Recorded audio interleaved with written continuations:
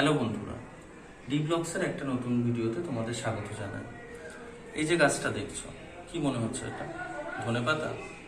একদমই না, এটা হচ্ছে লাকি কয়েন বা আমরা বলে থাকি চাইনিজ মানি প্ল্যান্ট।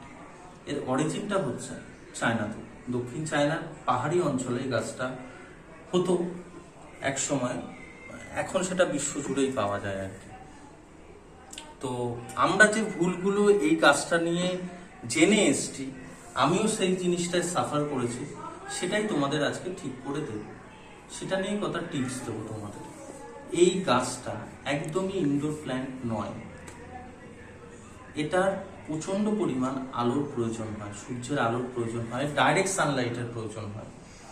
আর একটা জিনিস সেটা হচ্ছে এই পটে, যে পটে একে বসাবে আর কি, সেই পটে কোনো ছিদ্র রাখলে হবে না, জল পাস করতে দেওয়া যাবে না।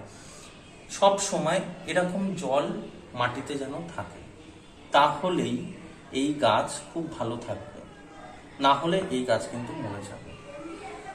যদি তোমরা ঘরে রাখতে চাও তাহলে এমন জায়গায় রাখো যাতে বারান্দা বা জানলা থেকে ডাইরেক্ট সানলাইটটা তোমাদের ঘরে আসে, সেরকম জায়গায় রাখো, এরকম জল দাও, গাছ ভালো থাকবে।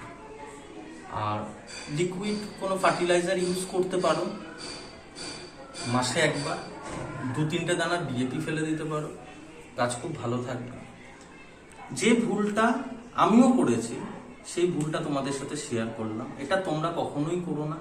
তোমাদের হয়তো এটা হয়েছে যে গাছ মরে গেছে, গাছ বাঁচাতে পারোনি, তার কারণ হচ্ছে একটাই, সেটা হচ্ছে রোদ্রে না রাখা।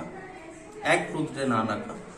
2 হচ্ছে জল শুকিয়ে গেলে জল দেওয়া। যে কনসেপ্টে আমরা ইনডোর প্ল্যান্ট করি সেই কনসেপ্টটা কিন্তু এই গাছের সাথে খাটে না একদম। এই গাছে কিন্তু অল টাইম জল লাগবে, জলটা জমতে দিতে হবে গাছে।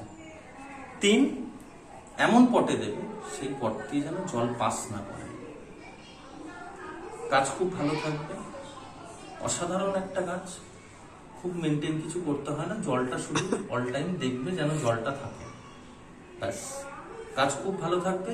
আর এটা বাড়তে থাকবে, এর ফুলও হয়, ফুল আসলে এটাকে ছেটে দেবে, গাছ বেড়ে অনেকটা জায়গা নিয়ে নেবে, অন্য পটে তোমরা রিপোর্ট করতে পারবে এই গাছ থেকে। ঠিক আছে, ভালো থেকো, সবাই গাছ লাগাও, গাছের যত্ন নাও। দেখা হচ্ছে নেক্সট কোনো ভিডিওতে। টাটা।